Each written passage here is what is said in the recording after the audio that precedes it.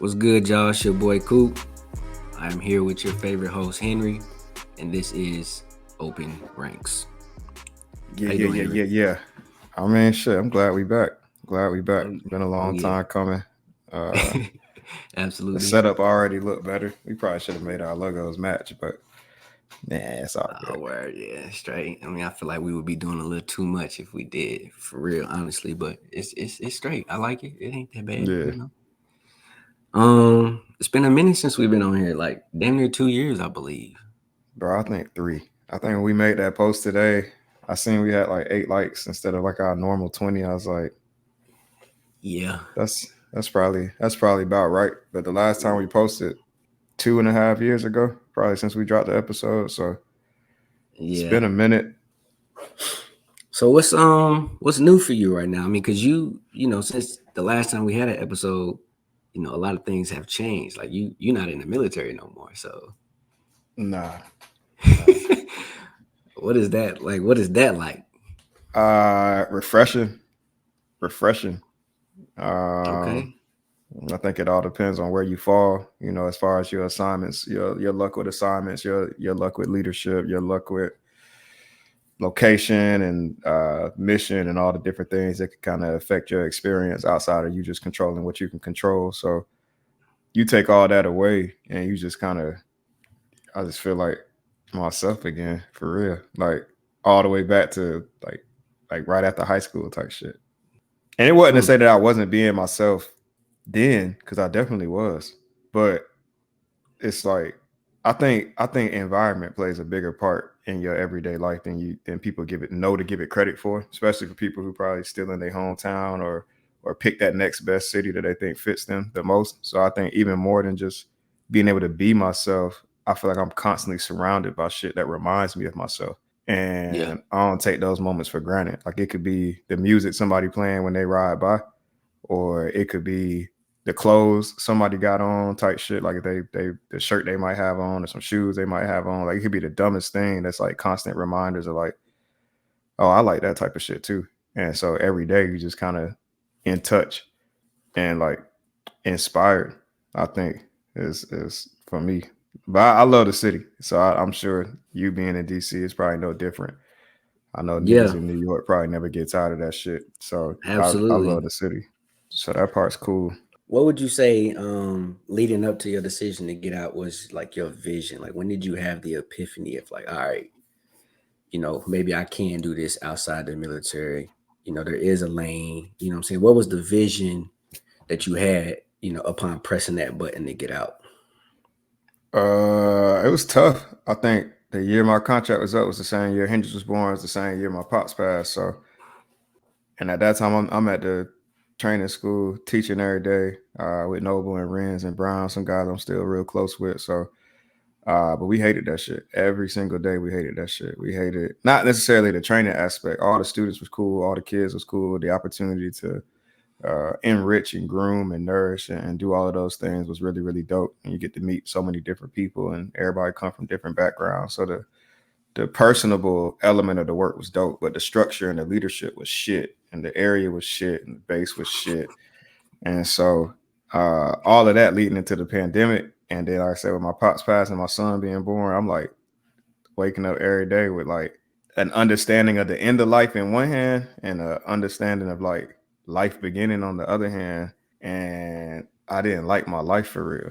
And there I was was gonna times where say, I was sitting there like, and at that time, we was, niggas got a roof over their head. it's a lot Everything to looked manage. straight. Yeah, but I'm like, I wake up some days and be like, I feel like I'm living somebody else's life. Like for some reason, I'm not happy here. There's elements of it that I enjoy, but I'm genuinely not happy here. Like whatever this Yeah. is not. It don't feel right for me.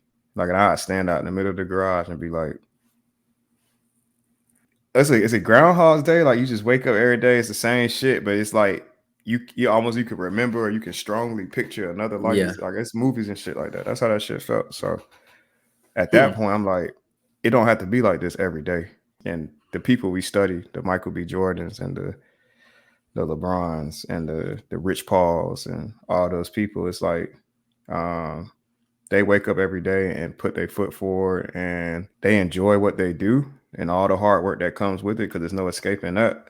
But the totality of it, as I think, is what I envy most when I look at people like that. It's like we talk about all the time, like even Kevin Hart, like with all the hardship that I'm sure his journey comes with, he still make a fuck ton of money with his friends, like with his best friends. And so like elements of that, I'll be looking at like, no, life don't have to look like this, because Yeah. people is out here doing it every single day. And so you just Yeah. got to figure out what that is for you. Nah, I feel it. I was gonna say maybe even some of the emotions tied to the location might have, impacted you as Possibly. far as like pushing you away from that area, because it was a tough time. And I remember, what you was going through, especially Yeah. when Pops passed away. It was like it was one of them moments that everybody could feel it, bro. And your Yeah. energy is not typically like that, but I understand like losing a parent, Yeah, that's a that shit whole was nother. different. It was dark, and it was lonely, because it's not an experience that you can replicate or fabricate. It's a journey of its own right.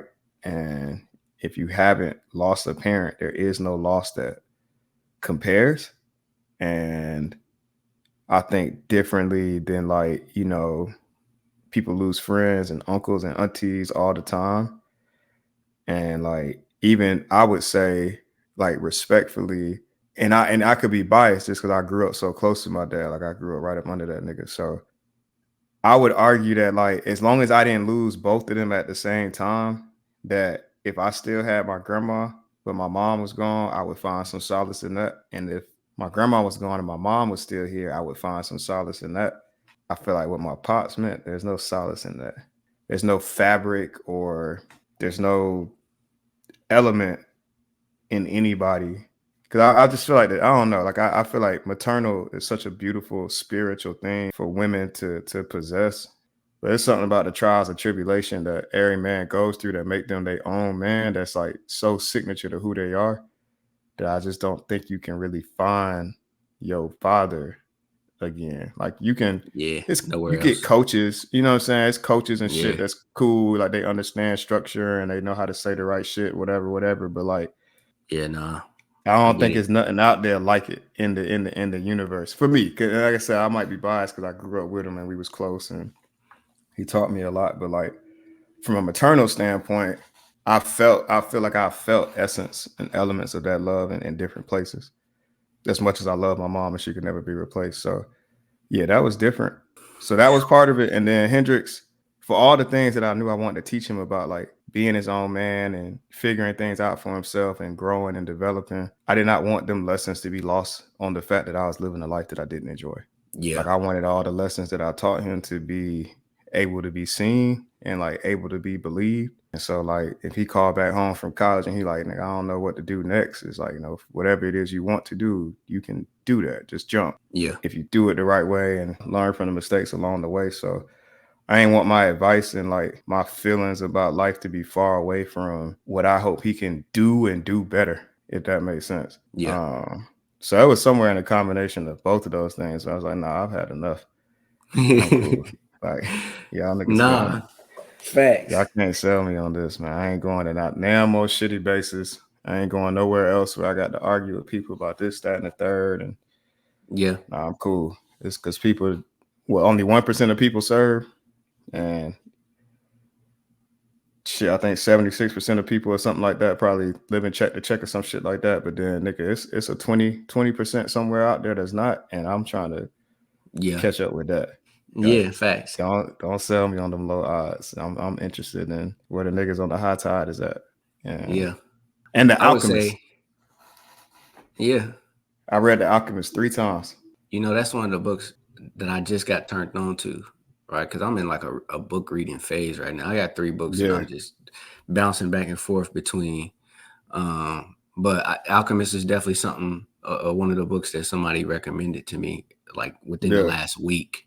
And I already got it. Like I be in the car for an hour a day to and from work. So 2 hours total. I can knock out a decent chunk out of a book, while I'm driving on some audio book shit. So yeah, I'm gonna have to look into that one too. And definitely turn that one on. magical, bro. Yeah, Magical. Like yeah.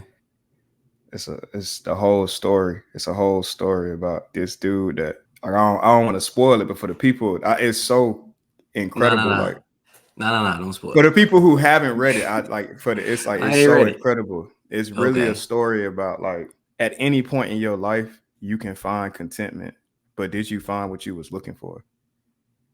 Like that's the whole Mm, book. That's the whole book. mm, Like this nigga made it up in his mind that he was looking for a certain thing, and truth be told, I don't think that thing exists. I think it's metaphorical. Like after you finish it, you look back and it's like I don't know. You never really know what it was, but it's like yeah, in a metaphoric sense, it was a treasure. And like he was out to find this thing. And throughout the entire book, he hits different points where like he could have stopped because anybody, any other person would have been content. Like I'm cool right here. Like I got yeah. this, I got that, I got this, I got that. The shorty and I love her a lot. Like I'm cool, like everything's straight. But then like that's not what he was looking for. I want to say I feel like this book is about to open my eyes to a lot of shit that Bro, it I'm changed. dealing I with. read it 3 times. I read it 3 times. I'm trying to think. Pops passing, Hendrix being born. I read The Alchemist 3 times. Just that work experience as a whole was dog shit. All of Yeah, it. The waking up at 5 in the morning to drive because the bridge had collapsed. That whole fucking thing was a nightmare. Like so much so that I forget about it. And then hell, even on some funny shit, like when J. Cole had that song off that album, where he was talking about like um, either you gonna hustle or Uncle Sam gonna have your ass re-enlisting. mm-hmm. Yeah, but the combination of all five, I'm like, I'm out. Yeah. I know He that nigga kind of, said that for me. I'm done. yeah. I'm like, I know he said that shit for me. Uh, so Yeah, that was it. man. I think it's good that you can acknowledge and see what the cons were from the military and be able to make a decision past that, because a lot of people I don't feel like had the courage to get away from the comforts that the military brings, right? So we kind of talked about some of those cons, but there's got to be some takeaways that you feel like was necessary or was just a part of your plan to begin with. Like maybe it was school, you know what I mean? Maybe it was the group of friends that you were able Yeah, to for to sure. to meet, you know what I mean? Like Yeah. the school part for sure though. Like you wanna touch on what you went to school for and like how you did it, or like did the military pay for it? Did you pay any out of pocket? You know what I mean? I said I didn't. I underachieved in high school. Like nigga smart, but I ain't really want to. I just Right. wasn't really applying myself. Like I was goofing off and I was working at night. Like I was more interested in like making whatever little money I was making and buying shoes and shit. So uh, Yeah. my Facts. GPA wasn't where I needed it to be. I could have still went to car. I could have still went to fam. That's why I hate like me and my pops got into it bad all the time. I could have still went. Like he knew some people on the board and shit, but he everything from him was earned. So I didn't earn the right for him to like make that call. And so we had to figure out another way for school to get paid for. Because he wasn't gonna do it. Yeah. And so out of all the options available, the Air Force was kind of it. And I was mad as shit. I was crying about it. I'm like me, I've been like, anybody that know me, I'm passionate, like Malcolm X follower and just all of that. So like the idea of joining the military at that time, 17, 18 years old, I'm like, hell no. Yeah. And so I'm distraught. And like even my friends is like, what you doing? You can't serve, white man's army, whoop de woo. So but at the end of the day, I had to get school paid for. So we went through the whole recruitment process. Master Sergeant Banks, cool dude. I remember when I went down to MEPS, they're like, what you joined the military for? I was like, to go to school. Them niggas started laughing. They was like, you here to do, you here to fight wars and deploy and all that. I was like, no, I'm really here to go to school. And it's like, okay, all right, And so uh, it was really that. We waited a long time. I think I was in MEPS in that whole process for about a year and a half. We turned down like security forces and this, that, and this, that, and this, that. Really wanted to do JAG because I was in debate team and like was winning awards and was like Pathfinder. The one thing I did get when I finally got my act together like senior year was Pathfinder Scholar of the Year for debate and shit. So I wanted to go to JAG route when it was time, but they ain't had no openings. So I was like, all right, well, cool. I ain't trying to be bogged down with no military shit. So find me some career that I can make use of and then go to school. And that's how NDI came up. So that was like my second choice. Uh, non-destructive inspection, uh, just doing x-rays, ultrasounds on the planes. I think one of the other episodes, me and Noble both did the same job. We kind of broke it down a little bit more. So just testing for structural integrity of the aircraft. Like I said, ultrasounds, x-rays.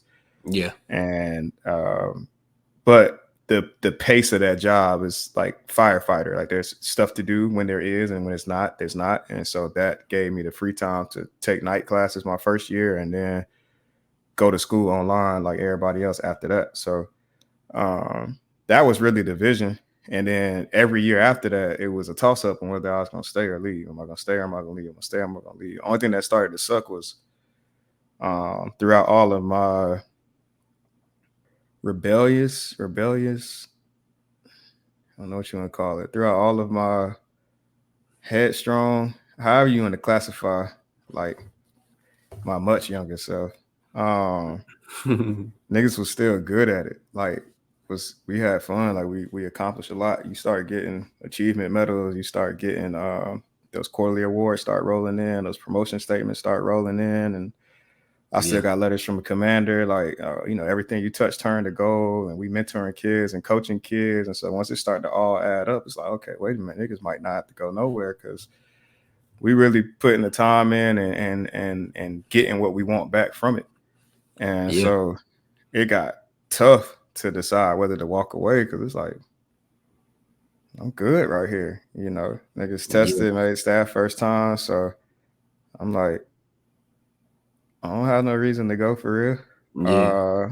So it was tough, but obviously I think the takeaway is school that you can't beat the experience, the opportunity to meet and greet so many different people, and obviously still cool with all you dudes. You, Gotti, Jones.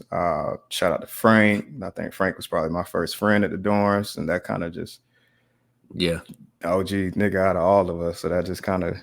I think Frank, I hate to say it, Frank, I don't want to say groom because I know that's like weird context, but I think Frank played a big part in all of our lives at different points. Like he was a really. How much older was he? I don't even know because it was it was between my first two friends there for real was Frank and him. And they both had their own ways, but it's familiar, right? Like you grow up different neighborhood like that. Them personalities is always around, and them the people you kind of want to kick it with and be around. So you can't beat the I think it was for Frank, it was the mentality for me. Like he was much more mature in a sense, even if he was only like a year or two older than me. For sure. You know what I mean? And it was just like, because when I was growing up, I always hung out with older people. Older dudes. You know what I mean? Like it was just who I was. So for him, it was like, all right, cool. He kind of matched the friends and the lifestyle I had before I joined. So it's easy for me to just gravitate to Frank.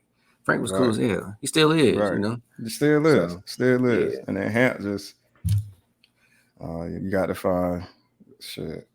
You never know where you're gonna end up, and you always it's always nice to look behind you and know that Hampton there. That's all I say, And so Hampton was about 240, bro, like 240, and he was with it, bro. It was hilarious. Always heard him coming, and he was always ready when he got there. So you can't really beat none of that. So it was a whole lot of pros. That's why people ask him, like, I think you should always do that first four. Just depending on what it is you got going on. But I always say go in there with a plan so you can at every enlistment you can make a choice for you. Or if you don't, you're gonna have to make the choice that makes sense based on where you're at. By that time, you got bills and car note probably and all type of shit going on. People probably calling from the crib. There's a whole everybody be having a whole lot of different things that they come into it with. So your first enlistment, what was that, 6 years? 6. Should have did 4. Should have did the reserves, but we here now. God damn. So at the end of your 6, when I met Woods and Smith, I was so fucking mad. I was like, y'all do the military on the weekends and y'all be at school. We was at Clemson. I'm like, y'all living normal lives. Like, this is crazy. Yeah.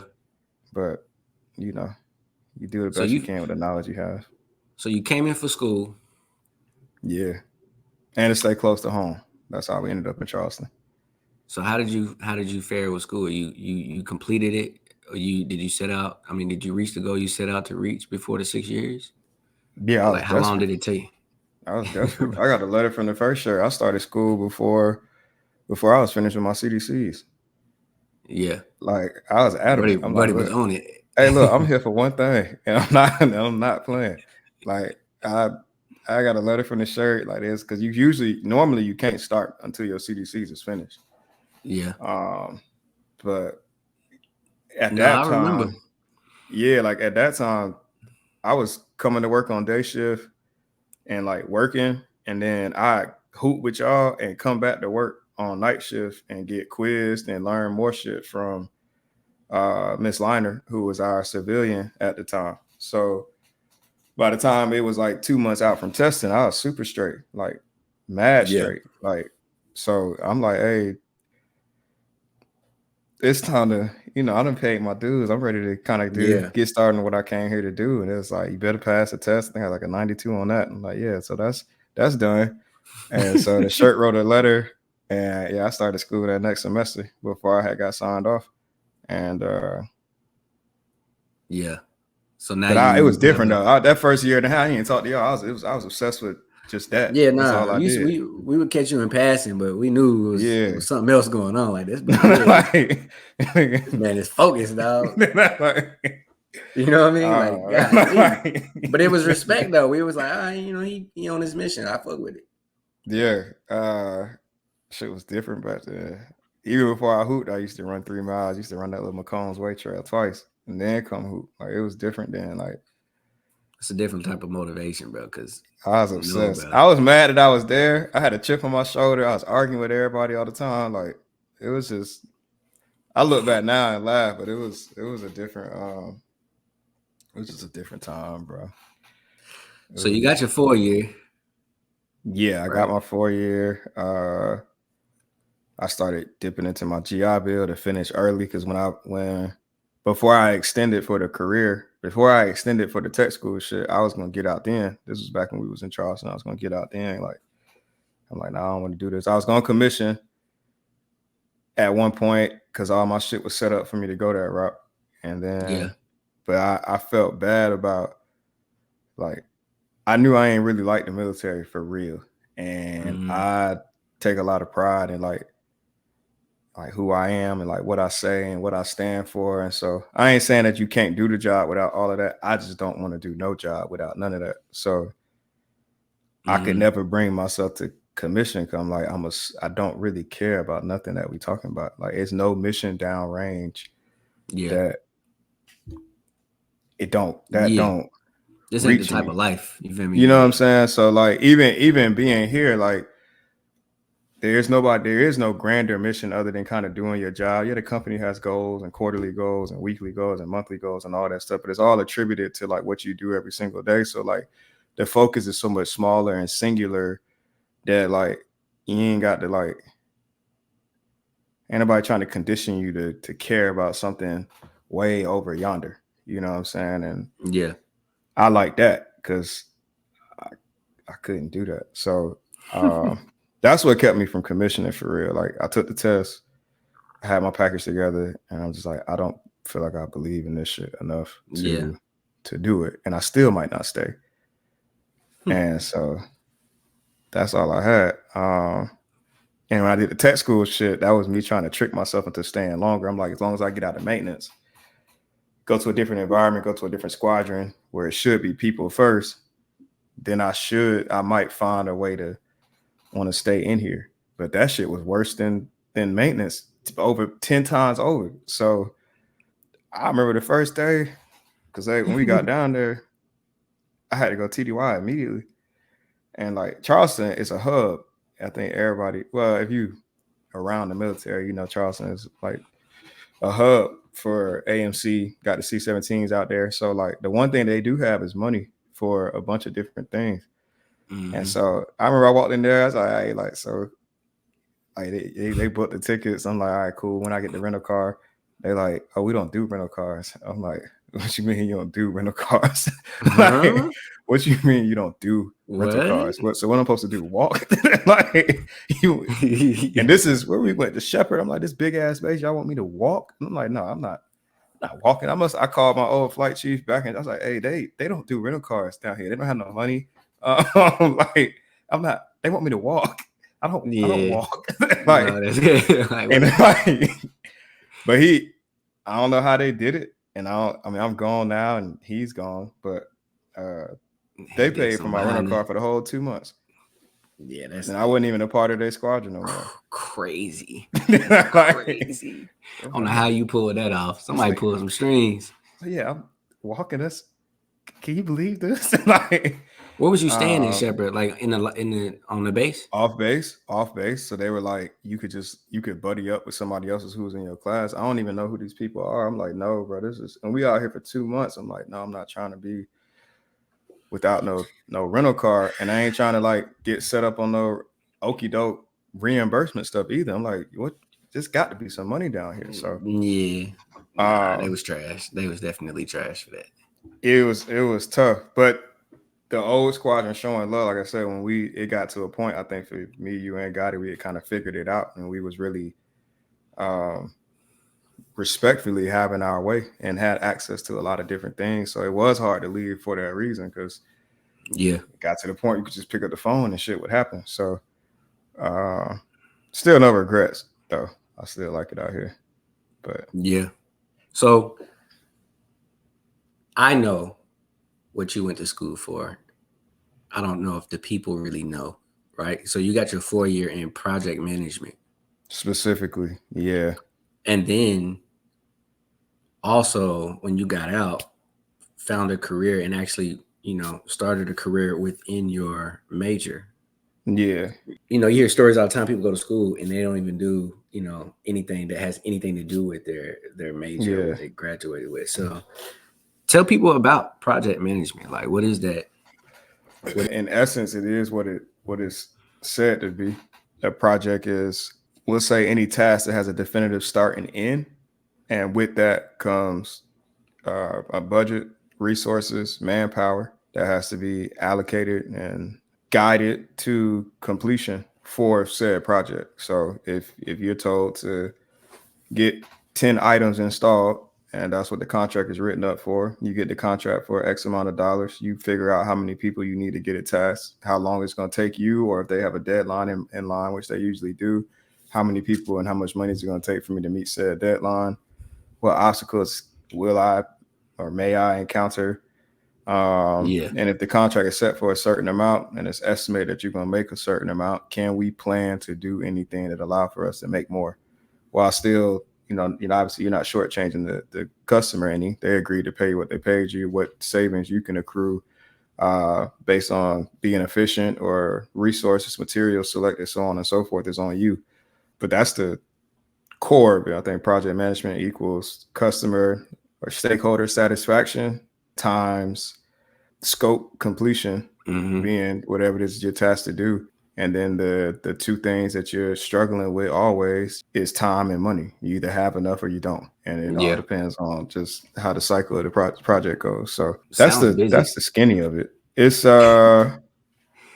is, because I mean you running more than one project at a time. I think that's the hard part, and you're running projects of different scales at a time and different, I would say, not levels of importance, because every customer is important, but the reality is different levels of like intensity as it relates to, maybe this project is, on this side of the equipment, and this project might have equipment that's less involved. And so it gets busy when you got more than one of those going on. And then you got a team of people that's responsible for being divvied up and handling said work for each interaction. Then you got customer interactions that have to happen on the back end, whether it's meetings virtually or in person or just email traffic back and forth.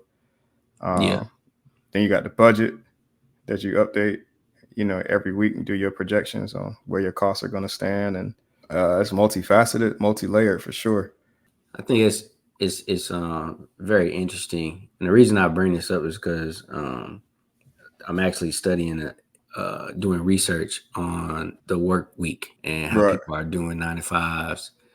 Obviously it's a little different teleworking and things like that. But Yeah. from what you talking about it in project management, like what does that look like on a day-to-day basis? Like what's a day in the life of a project manager, or at least for you, um, in terms of like the 9 to 5 that people are kind of traditionally used to? Because it sounds like you're working way more than that. It ain't no 9 to 5. I'll tell you that much. Uh, Oh no. it is and it ain't though. Like I ain't gonna act like it ain't downtime in it because it is. It really just depends on what it is that you're up against at what point. But for the most part, like it really just depends. And the cool thing is like for the most part, project management is entrepreneur. I get to have a entrepreneur spirit to kind of really take ownership of what it is that you're doing because your projects are yours, your customers are yours. Like no one can really do what I'm doing for me. Like if I take time off, that's a choice that I'm making based on where my shit is. Like I can't call somebody and be like, hey, if there's an emergency and that you need to go to a site and interact with somebody, can you do that on my behalf? But for the most part, my work is mine. So you take ownership of it in that regard. But it's not a 9 to 5 as far as like my guys work from 6 to 2. Mm-hmm. Um, and so my phone can start ringing as early as 6. It usually stops around 2. But from 6 to 2, I feel like I'm at the mercy of everybody else's needs. And that's when a lot of meetings take place. So that's when site visits take place. And then from 2 to 5 or 6 is when I get to actually sit down and like focus on my tasks or the things that I need to do. So Yeah. first half of the day, whether it be meetings or just getting on the phone and talking to everybody. I got 10 people with me right now, so I usually talk to at least 6 of them every single day throughout the early course of the morning, making sure they have what they need, making sure they're where they're supposed to be. And then from that point forward, if I've got meetings with customers, set them up pretty much like bi-weekly, give them updates on where certain things stand. After that, it's a lot of email traffic. It's a lot of updating sheets and tracking progress of things. I usually do budgets once a week. They come out on Wednesdays. So like today, I didn't do it today, but normally I do budgets on Wednesdays or Thursdays, depending on how my Wednesdays look. Tuesday, I usually work from home. Friday, I usually work from home. And that's really it every single day. I ain't gonna hold you. Every Yeah. single day is somewhere in that gauntlet of having things to do. And the days that you're on site a lot, like if I hit 2 or 3 sites a day, depending on like if I have to be out there, that's a whole day that I wasn't checking emails and wasn't doing other things. So that's shit that I got to come home and do. Usually, at least the big shit that's gonna possibly prohibit somebody from doing what they need to do the next day. Yeah. And so it's nights where like shit, everyone and I both we sit up and the only thing we doing is like responding to emails we miss and we scheduling them to hit somebody inbox at 6, 7 in the morning, just so it can keep going. Yeah. Um, so it's fully involved. You got your team and everybody's got different personalities and figuring Yeah. out, how to talk to this person and how does this person respond and can this person work on an island? Is this person comfortable with this and this, that, and the third and trying to make decisions? I mean, I feel like you're forever getting better at that. I'm in a season of getting better at that right now. And I think even that's different than being in the military because in the military, like I said, everybody's being themselves to a certain extent. Out Mm-hmm. here, everybody's just being themselves. So like Yeah. if and there's nothing however they show up is contingent upon how they want to show up. Like if this person is like a redneck, they're just a redneck. They don't have to like put that in their pocket per se. Like they could choose to, and over time, they'll probably want to, but that pace at which they do it is much slower than like the military forcing you to cut that shit off as soon as you walk in. You know what I'm saying? Or if you grew up in Yeah. a certain neighborhood, this, that, and the third, the military's like, hey, cut that shit off as soon as basic training start. Like they try to break you. Yeah, ain't nobody breaking nobody out here. So that process is like it happens because people want to keep their jobs, they want to be liked, and so on and so forth. But it's longer, and you can pick up on pieces of it Mm-hmm. more apparently, and so it's a process. Really getting to know everybody and like getting to a point where everything is smooth, and so it's fully involved. That's for sure. Yeah. It's fully involved. with every job, there's got to be some things that you just don't like, right? There are pros and there are cons. What would you say those are for you in the space of project management? Because you've been there what, like 2 years now almost. 2 years. Yeah, this month make 2 years. That's a pretty decent amount of time to kind of formulate what it is that you don't like and what it is that you do like about this. Cons are your work being contingent upon other people in many different facets. Whether you're waiting on somebody to respond for something, waiting for somebody to do something, somebody needs you to do something. Like it's not like I can't ever really go in isolation and just work for myself. The work I do is for everybody. Like I'm in pretty much no different than any leader. You're in constant service.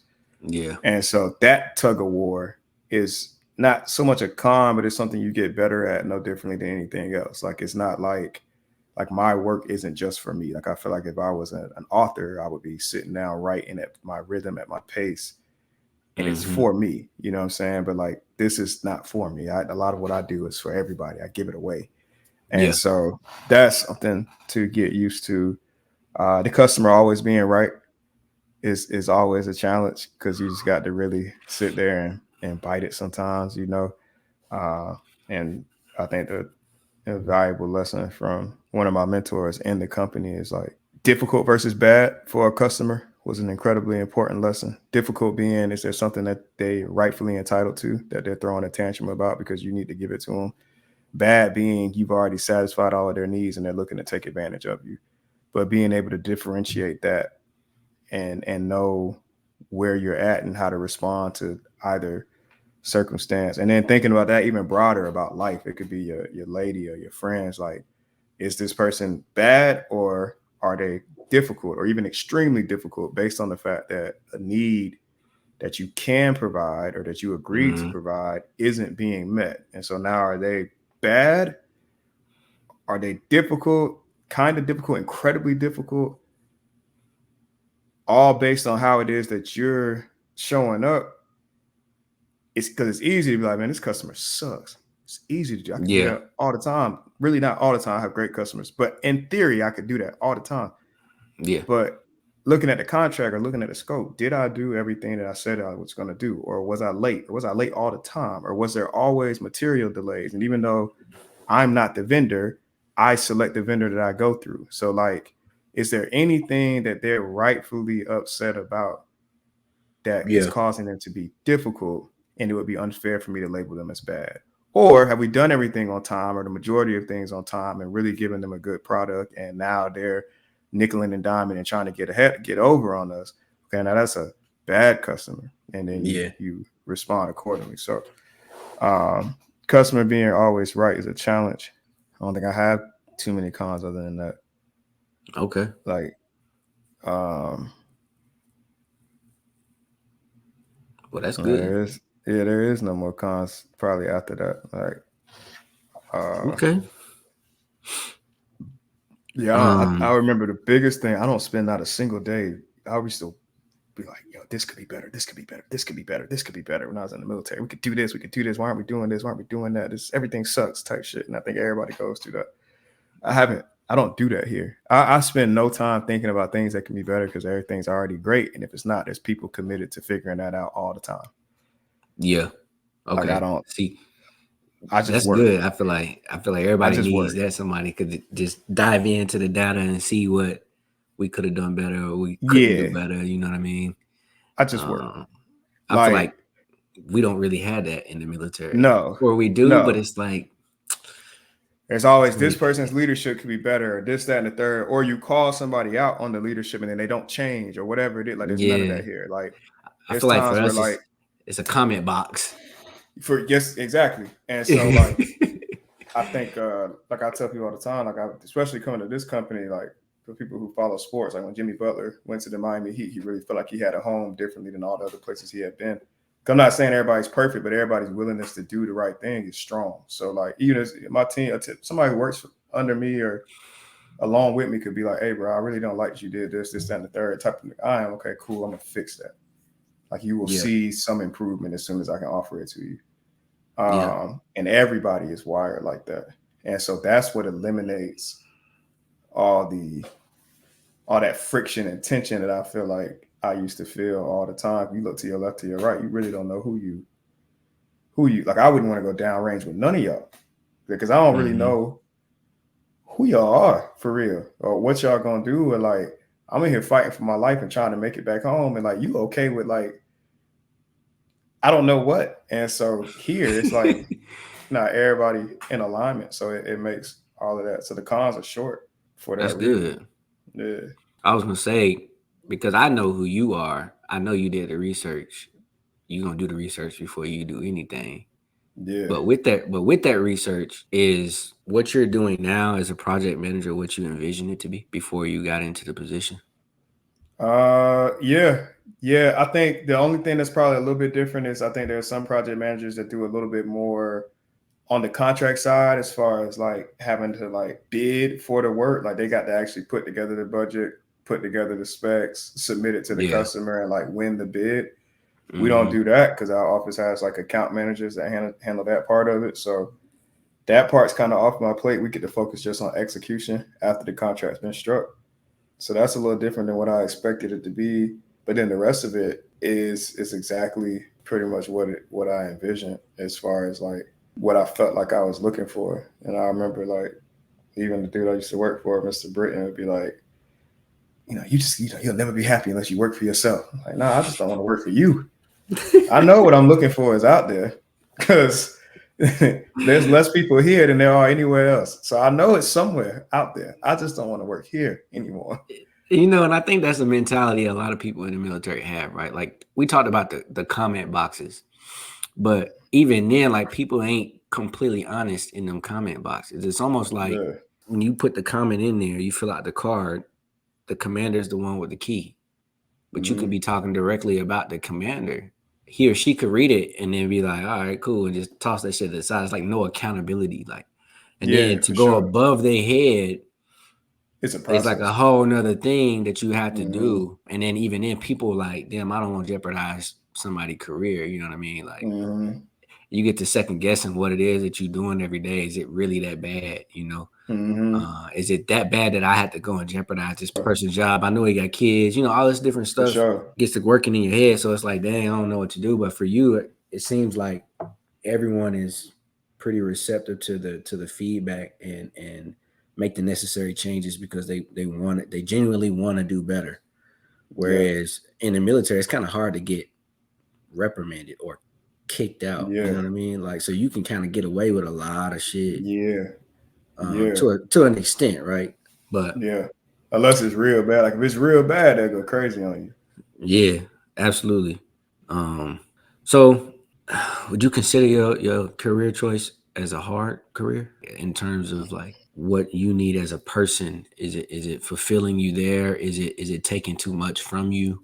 It's definitely hard and it's definitely uh you flexing muscles every day that you got to continue to work on. And burnout is imminent. It's likely. It's no getting away from it. And so figuring out different rhythms and routines on how you want to go Mm, about managing that is something that you got to figure out. And each year, like from year one to year two, drastically different things on my mind and like things that I'm responsible for and like uh probably worse than anything is like turning it off because in theory there's like literally always something you can be doing or always something you could be looking at or always something you could be communicating. And so like even getting to the point where you find confidence and like nah, this can wait because the difference between 11 o'clock tonight and 8 o'clock tomorrow morning ain't that grand, but your attachment to it because it's yours gets a little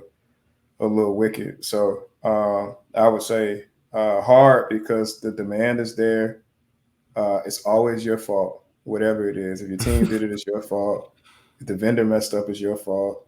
If you yeah. if you messed up, it's your fault. And so Hmm. you find comfort and solace in just that pressure. Um, Automation and controls is hard.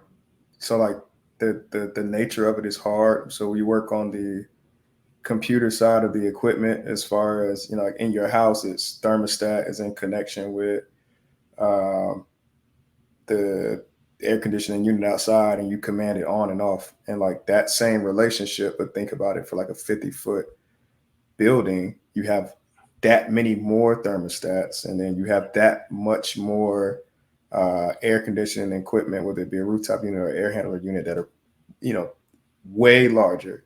Mm-hmm. You've got a descendant wheel, right? Like there's so many pieces. Like a descendant wheel takes uh, outside air, and it's literally a wheel. It's a big thing that's on the roof of buildings. It's literally like a wheel.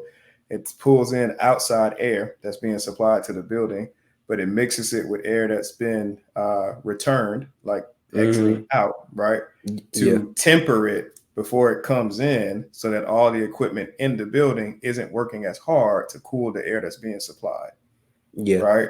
It's like that's we're not talking about your house anymore, and so connecting all that shit. It ain't like Christmas. You go outside and you string up all your lights and get them all hung up, and you plug them hoes in, and it's like hallelujah. You plug this shit on, and sometimes the lights don't come on. Like it's that much equipment, and it's that much thing, that many different things that are communicating backnet, IT, MSTP, different protocols, and that shit might not work. And so the nature of it is hard, and people don't understand it, and so they're expecting Christmas, and we rarely have Christmas to offer, Yeah. and so that part of it is challenging in itself, as a beast in itself. Um, I can imagine, bro. You talking about a 50-foot, 50-story building. so many things that's got to play well that's getting installed, um, and so yeah, it's hard. I put it right up there with accountants at a certain level, lawyers to a certain degree. Um, yeah, it's hard because you're doing so many different things. You're a coach, you're an accountant, you're um, a business strategist as it relates to your communication and routine of offering to your customers. Yeah, it's hard. It I wouldn't anybody would be remiss not to categorize it as such, but it's not impossible, and that the ability to win every day is there, which I really like, because every day you can find something to be better at, like just something. So Uh, you brought up The Alchemist, right? I haven't read it, but yeah, one of the things that you said earlier was um, about how the person was he'd get to a certain point and they'd be like, all right, cool, this is not exactly what I thought it would be, but facts. as in raising the ceiling for themselves once they reach a Yeah, certain point and going on to the next thing. I know this ain't end game for you. And you talk about sustainability and the burnout. Like, how yeah. long do you think this is something that you can do, and what's the next step for you that you can kind of envision at this point? I think that the project management and the nature of management is something I always want to be attached to and associated with. I think the only thing that'll change is what it is that I'm managing. So like I might not work in HVAC automation and controls forever. Um, I would love to be closer to something sports driven or culture driven or clothes and shoes driven. Like Yeah, uh, I'd love to be like, I don't know what project management looks like for Kith, but I'd love to be like on part of like the storytelling and the execution of like stuff like that, because it hits closer to home for me. So yeah. um and shit, look, man, like if I ain't have Hendrix when I left the military, I was gonna go work at Puma's corporate office anyway. Like I was trying to find my way Yeah, he was on your right way. there. So it's just they shit located in Boston, and my son is his mom is in Florida. So trying to figure that out to see him would have been tough. Boston expensive as shit. Take a minute to like get to the point where you're making enough money to offset certain costs. So I turned that down. But if a chance came up again to get myself somewhere closer to that, I I wouldn't turn it down, because like I said, like somewhere in that realm of product creation or Yeah. storytelling, or something in that realm, or sports is where I would like Hmm. project management to take me. Yeah. That's dope. Proud of you, my dog. You know, Shit, man. are you enjoying yourself? A little bit too much. So Yeah. a little bit too much. That take time too. Being just man, look, because ain't nobody telling you to be one way, one place or the other. So like that take time. Like, Yeah. because you know, in the military, you got to show up at this time. You got to leave at this time. Okay, no one's doing that now. And so it do be it. There are days where like we might go get breakfast and go back to sleep and don't start work till like 12, 1 o'clock in the afternoon. Like if I know I don't have no meetings and nothing's like immediately pressing and my Yeah. phone not ringing a bunch, like, and so like being disciplined about not just your job but your entire life and like Hmm. having the freedom, that is like a whole another mental hurdle to have to overcome because the rigidity is all you're used to. It was like how much could I squeeze in my lunch break, and if it wasn't in my lunch break, cool. Now it's like Yeah. I really got all day, and it's really up to me to pick and choose whichever way it's gonna go Hmm. with respect to the work that has to be done and customers and team and everything like that. So I wouldn't say that's a con thinking about it, but it's definitely like coming out the military, depending on where you land and having your freedom back and all the different things that that could mean is definitely something to get better at Hmm. because it's a lot. That's a lot that can be done all the time. Uh, Yeah. I want to say that I think I can speak for a lot of people when I say that I am proud of you. We proud of you, yeah, I and appreciate that, bro. we see what you do every day. From the moment we met you, it's always been inspiring and motivational to see you do what you do every day. We see the grind, we see the work ethic, we see you standing up for yourself as well as others. We see you raising a child.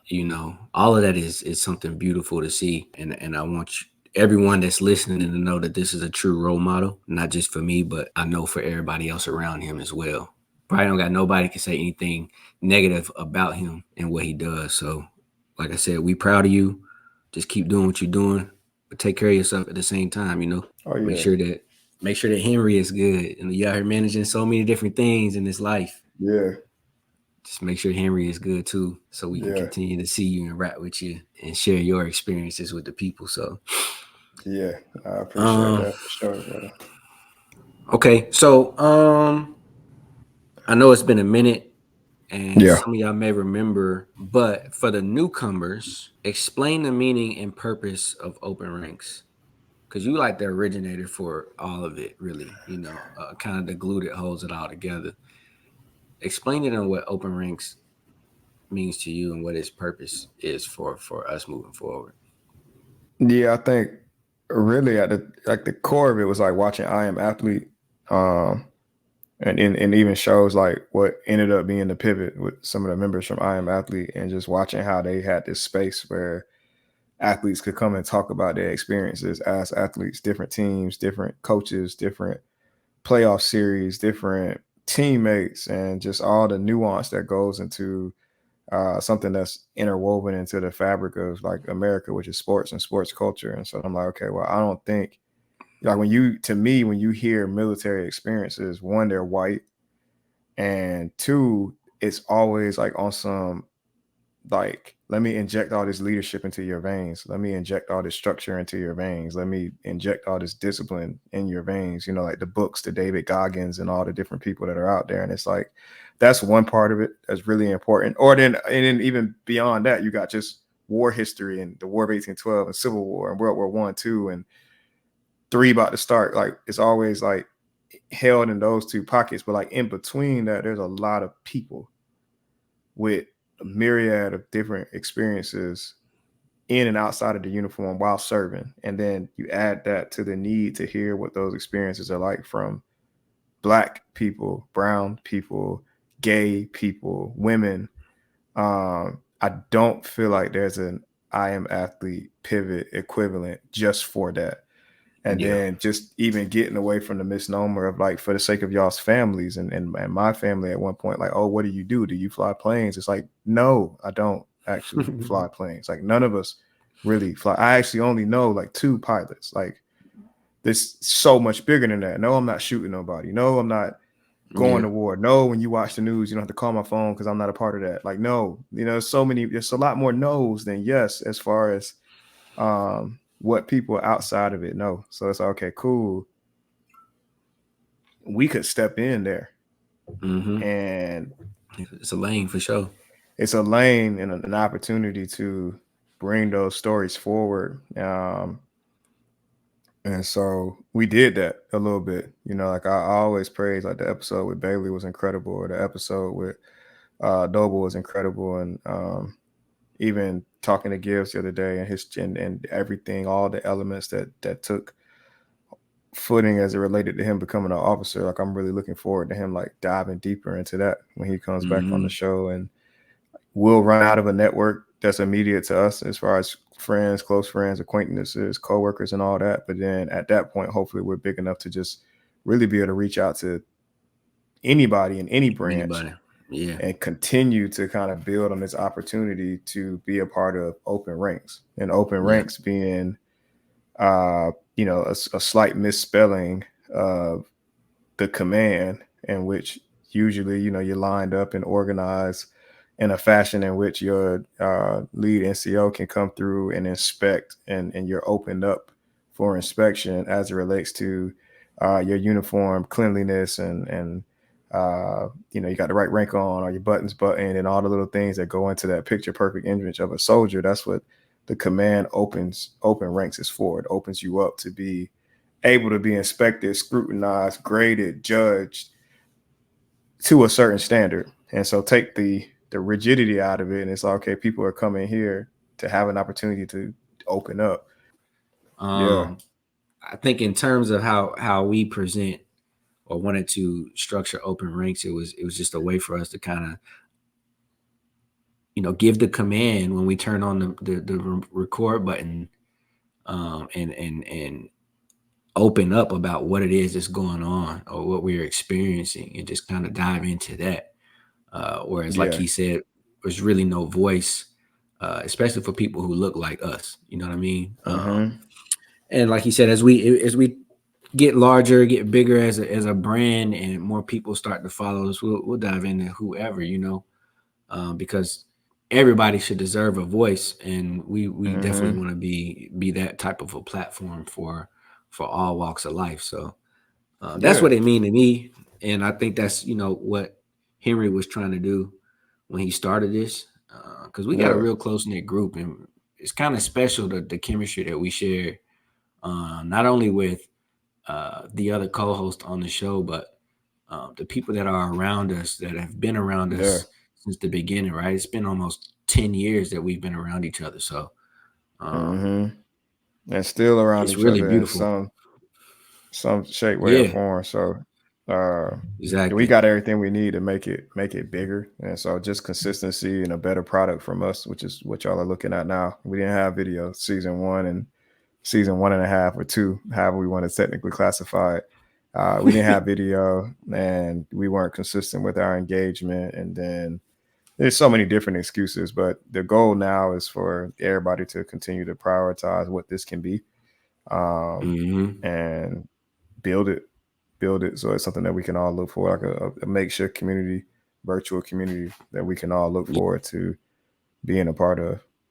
So let's tell them what we got in store for this season, right? Like it's new, not even really this just season, right? I mean, there are certain things about Open Ranks that we are testing out still, like this software that you're seeing now, which it's allowing us to provide you guys with more, a Yeah, visual aspect to the whole thing. Our structure and how we're formatting the episodes, where in the past we may have had 3 to 4 people on, and now it's just going to be more like a 2 to 3 people yeah, type of thing, and then bringing different groups together. One day you might yeah, have me and Henry on here, and then another day you may have Gotti and Gary on here, or Khalil and Henry. You know what I mean? And yeah, each of us together shared different things in common that we might be able to touch on and reach a different demographic of people. So hopefully this works out. I think it will. I'm excited about it. And I hope everyone out there listening is excited. I think the biggest goal for us this year is to obviously grow a following, but it's more so to stay consistent or be more consistent Yeah. with dropping episodes and providing you guys with the content that you've been missing. We've been longing to give you guys. So that's the biggest thing I think for us as far as Open Ranks goes, and what we have in store for you guys. I mean, obviously the merch we've talked about before, which we found a company that we like, and are looking to test things out with. Which that should be coming very soon too. You'll start to see stuff on our Instagram, and a lot more content flowing through our Instagram. Stay tuned for that as well. We do have one more segment before we get out of here. This is new. We're gonna try it as well. It's kind of like a game, if you will. It's like question and answers. Henry, it's gonna Yeah. require you to just pick one. I'm gonna show you something and vocalize it for those who aren't watching. Just pick a person or pick something of it, and then I'm Yeah. gonna move on to the next one. So it's only gonna be like 9 or 10 things, and then we'll get out of here and let you guys go. So when you're ready, let me know, and I will go ahead and get us going. All right, that's about. Let's do it. All right. So the first one, Mm. you got Cat Williams or Kevin Hart stand up. Cat. Cat Williams for sure. Cat. Yeah, for sure. For sure. Okay. The style Okay. grew up on it. Tink tink. I got you. Okay. So next one, we got at the barbecue. Who you taking, Mike Epps or Chris Rock? It's the barbecue, right? The whole family's there. Who do you absolutely have to see at the barbecue and gonna be mad if they're not there?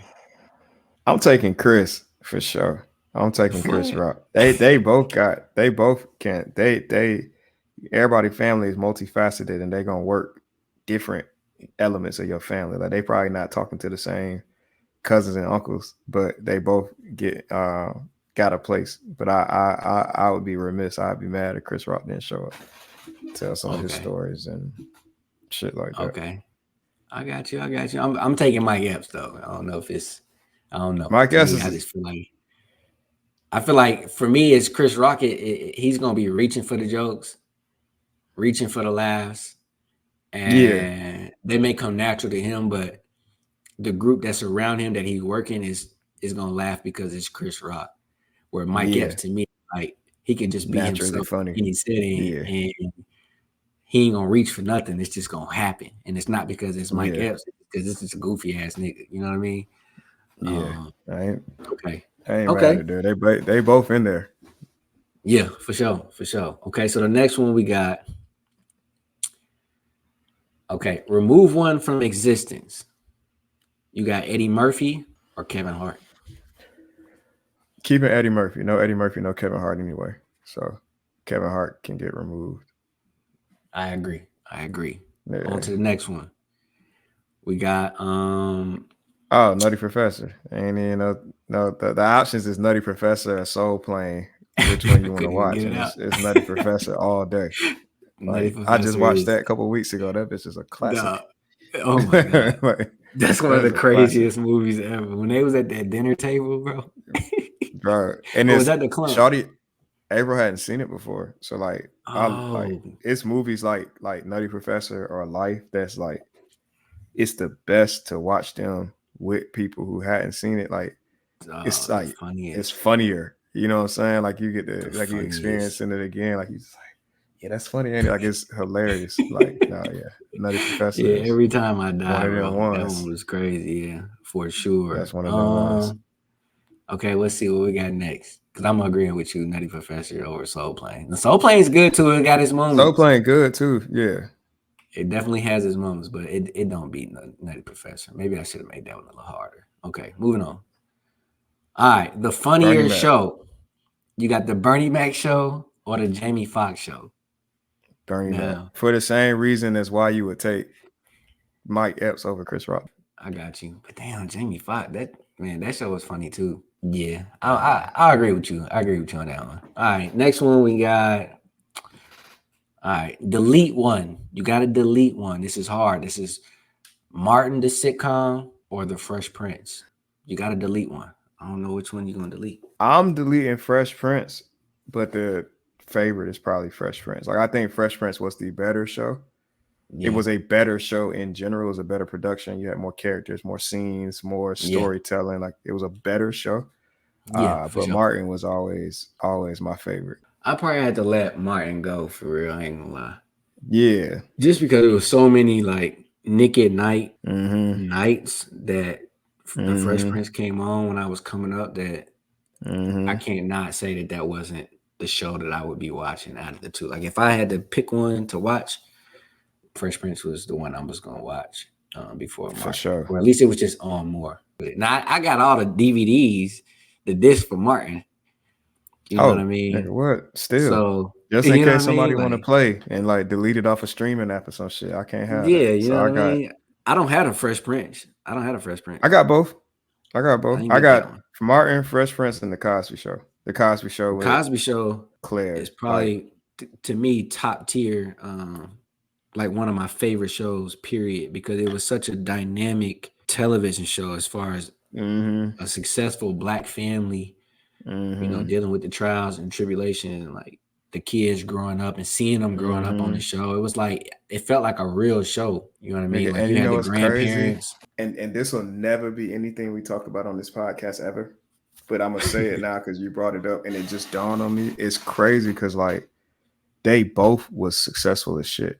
Cause she was Yeah, what, a lawyer and he she was was a an attorney. doctor. Yeah, She was and an he was a attorney and he was a doctor. doctor.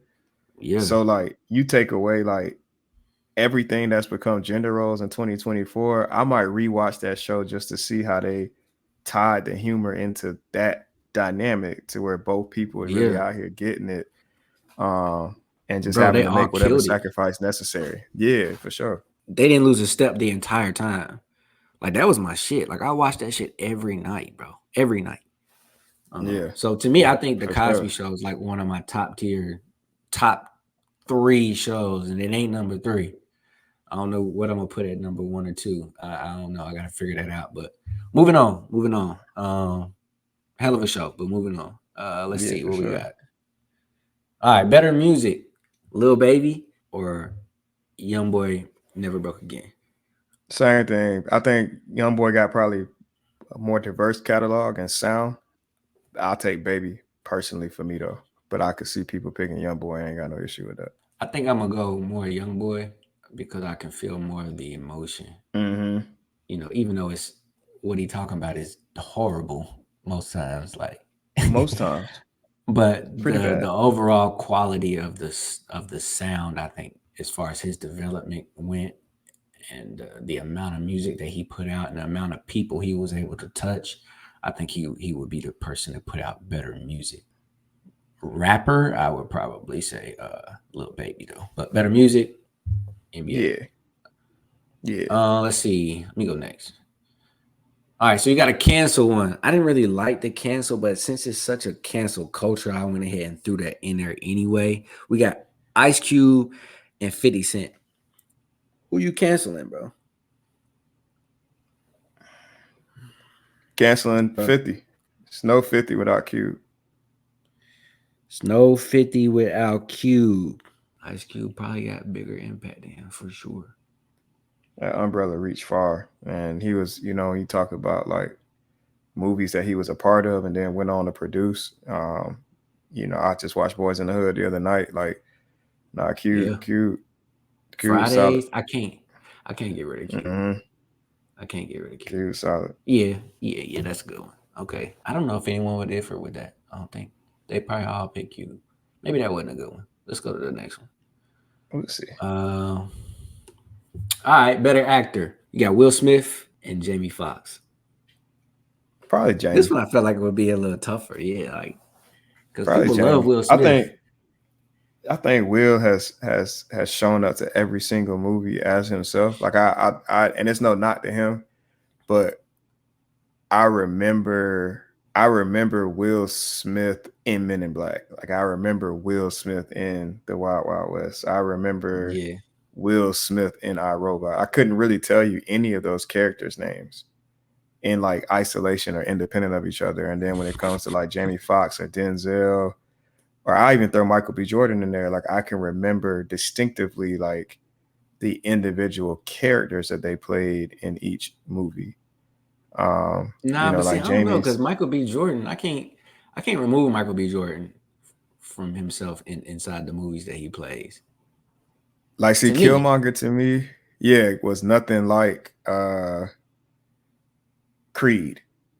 Two completely different people, like two mhm, completely different animals. You know what I'm saying? And those are just like his two biggest roles pitted against each other. And then in some of his smaller roles, like Just Mercy or Fruitvale Station, like in those roles where he's mhm, just kind of showing up as a human being, it's a little bit difficult. Journal for Jordan was really good. Showed up as a human being, was able to convey emotion. That's kind of his strength. It's like to me conveying emotion across the screen. But like in his biggest roles, I remember Creed distinctively from Killmonger, and like for Jamie Foxx, I remember Ray far away from the lawyer attorney he played in Law Abiding Citizen. But like for Will Smith, I just remember Will Smith in a lot of different movies. Which either way, his ability to be um, versatile in that capacity is a strength in itself. To be able to show up as yourself everywhere and still be able to sell a whole production afterwards is incredible. yeah, Um, but I can only think of a handful of times like where he really struck me as a completely different person, far yeah, away from just himself. You know, yeah, Will Smith in Bad Boys is not too far away from his character in Men in Black. It's really not like yeah. It's not. not I exactly. mean, You know, I would agree with you. Jamie Foxx to me is the better actor. yeah, I'm not saying that Will Smith isn't a great actor nah, because nah, he is, and he's had some really phenomenal movies uh, during his career that we all know and love. yeah, Plus his personality too. I mean, everybody got their trials. He's proven to yeah. have some hiccups there, but uh, I think Jamie is a two-time Oscar winner, bro. I think he's Probably got two is. Oscars under his belt. I Ray had and I to think Django. look into that. Possibly. Oh yeah, I think, Django. Like, yeah, Django ain't nothing like none of them other characters that he's played. So I think his range is. and then Ray too. Like he I watched. killed Ray. Yeah, Ray. I just watched Collateral with him and Brad Pitt, and he played the taxi cab driver that had to like drive Oh him wait, around while he was killing all those people. was it Brad Pitt? It was a young Brad Pitt, wasn't it? Yeah, that was good. Like Jamie No, was really good in that. I maybe think it it's was. Brad I Pitt. don't know, but I don't think it's Brad Pitt. But I think it was a good movie though. I think I seen pieces of it, and I was like, Yeah, damn, it's kind that of shit hard. Like, hard, man, bro. where this come from? I might have to turn that on for real. That shit was hard, bro. Yeah, Jamie, he's got a hell of a range. And not to mention like he's a super to us. I think Will is too. Is Will a super? Yeah, Wouldn't it make was a him be a super. super. But the amount of like talent he has in the entertainment realm, like his Tom Cruise. impersonation. My fault. Yeah, it's It's Tom Tom Cruise. That's what it Cruise was. and Jamie Foxx and Collateral. Solid movie. Yeah, yeah, Solid. super. But okay, I think we got one more, and then we gonna get y'all out of here. Now this one is I was kind of reluctant to do, but I'm gonna do it anyway. So we got Donald Trump and Barack Obama as far as impact. So got to choose one. We don't have to dive into it, but That's tough. That's tough. And the reason why that's tough is because, like, far away from politics, Donald's written some good books. He has. And the advice comes from a lofty space and it's not applicable to everybody, and everybody won't be able to receive it. But he has written like some decent books that something can be taken from. And he has, my God, I hate saying it because there's so many other things that he's done so incredibly inappropriate. So I'm what not books? complimenting him. What are the Uh, books? I'm trying to remember the names. So my grandma has them, and she used to read them, and she's a Trump supporter. So my advocacy for him stops shortly after this. But I'm just saying that he does have contributions in finance, and there are um, quotes out there that somebody could find of value. I think Yeah, impact, obviously, in hands down goes to Obama, just because um, his first election run is one of the most powerful things that anybody who is blessed to be able to remember it will ever be a part of. Yeah. Just the ability to unify and galvanize so many people, in his speech and his thoughts and uh, his conviction as it relates to the things that he was attached to. I don't think we'll see a like a turnout like we did when it was time for his inauguration. Like, I don't think you'll see things like that twice.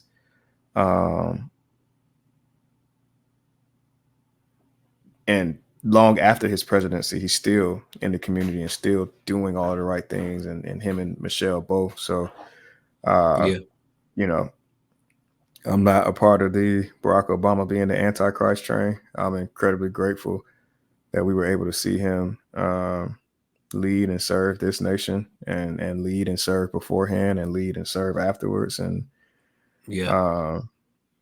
Really kind of set the no, example as well. Like, yeah, no president's been perfect. No president's done everything that we've wanted them to do. And I'm not going I'm not gonna knock him for it because I I ain't gonna can't say knock that him he had for it. all the help. You know what I mean? So Yeah, I ain't gonna sure, knock him for it. we have liked to see him do more. Absolutely, but that's a Yeah, whole nother story, another topic for another day. yeah, And I'm willing to dive into it. Um, but I would have to agree as well. Um, and I don't even want to say that it's a bias, but if you look at the spectrum, right, of the two, and the level of impact they've had on their supporters. mm-hmm, You know what I mean? Like, obviously Barack Obama being the first black president, and then what that means to a culture, a ethnic background, um, mm-hmm, is incredible, as far as impact goes. But then you think Donald Trump and then his supporters, and what he's been able to leverage from his mm-hmm. supporters with undying, support. So it's like, it's incredible to see, and I'm glad to have been a part of both of them, just to kind of open your eyes to what it is and what's Sure, possible. Um, sure. but we're so I mean, honestly, that kind of concludes our episode today. We kind of touched on a lot of different things, right? We got to catch up with Henry and what he's had going on for the last 2 years. And him and I, we sit around all day on the phone and talk about Open Ranx, or just a number of different things all the time. And this is always Mm-hmm. something we kind of get back to, is getting the show back going, and building the motivation, and finding the time to do it. Because both of us are extremely busy. Henry probably a little more than me, but either way, we're back and we're excited, and we're excited for y'all to get to experience more from us, especially Yeah, with what we have planned and in store for you guys. So if you're listening, watching, wherever you are, we appreciate you. Share it. You know what I mean? Try to get the word out, because our goal is to grow. And we need y'all help to do that. So, like I said, I want to appreciate you guys for listening. Henry, you got any closing remarks, bro? hell nah. We'll see y'all when we see y'all. Peace. Thank y'all. Appreciate it. See you later. What do you think will be different about this phase, Naomi 2.0, of your career? I think I'm going to be a lot more open, actually. I usually go around the site with headphones on, just to like block out a lot, but I think this time, I don't know, I'm going to try to talk to some people, try to learn a bit.